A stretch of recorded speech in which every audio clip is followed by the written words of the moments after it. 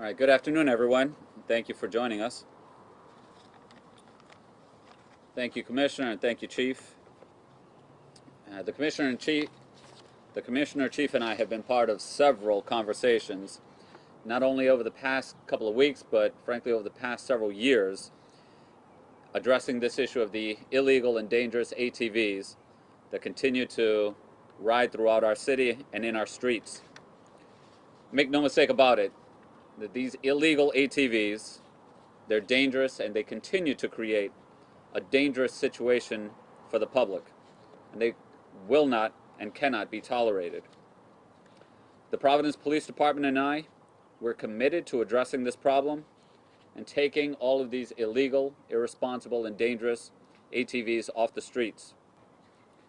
We've been aggressive over the past couple of years in pulling over, seizing, and destroying over 200 ATVs and dirt bikes, as I mentioned, over these past several years.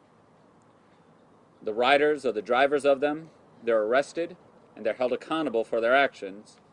We're going to continue to approach this in this way in terms of enforcement to make sure once again that these illegal and dangerous bikes and ATVs are taken off of our roads. Our police chief, who you'll hear from in just a second, has been in touch with police departments throughout the entire Northeast. Similar departments, dense urban communities that are all struggling and are just as frustrated as we are with these ATVs.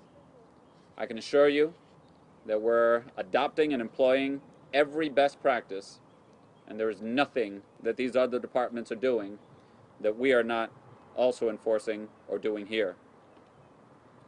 This is a problem that has no easy solution, and we're looking at every which tool and in our toolbox to address it. Our approach has two different components. First of all, addressing drivers or riders and the owners, and then second, also looking at the enablers of these drivers and owners. The biggest focus is on the enforcement side. There are traffic laws for a reason. There are traffic laws to keep the peace and to keep our community safe. These laws and these regulations, they will be enforced, and we will continue to pull over, seize, and destroy these ATVs, as well as making the riders accountable. We have also, as a city, passed a law allowing our police department to seize and destroy these bikes, even when they're not currently being ridden. So we've created a hotline, 680-8ATV, but folks can also call the police department directly and let us know if one of your neighbors has one of these bikes, they park them in their backyard. Give us a call, we will come and we will confiscate those bikes. Under city law, we can now do that even if the bike isn't currently being ridden. We want them off our streets, and we also want them out of our city. Our approach also addresses all of the enablers of this illegal and dangerous activity. So there are a number of solutions that we are adopting, exploring, and pursuing. So we're looking at how to hold gas stations accountable and ensure that they're not allowing these illegal and dangerous bikes to refuel. We're also looking at how to hold sellers of these bikes accountable. And I've proposed a registration system that would limit this endless supply of bikes finding their way onto the streets.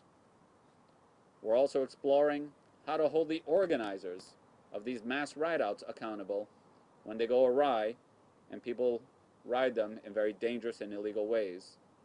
And as I mentioned, we're also looking at creative ways of holding owners accountable when they lend these bikes to someone and they're used to commit a crime. So I want to reinforce that we're exploring and using every tool in our toolbox to address this problem that has to stop. Now, we've received many questions from our community in terms of, one of our proposals to hold enablers, the sellers, accountable. And it's been suggested that we want to legalize this illegal and dangerous activity. Nothing could be further from the truth. In fact, the opposite. what we want to do is to put additional barriers and hurdles in place so that if anyone is purchasing one of these bikes, they can't just show up and literally drive off the lot. It has to be registered, it has to be insured, and it also, has to be license plated.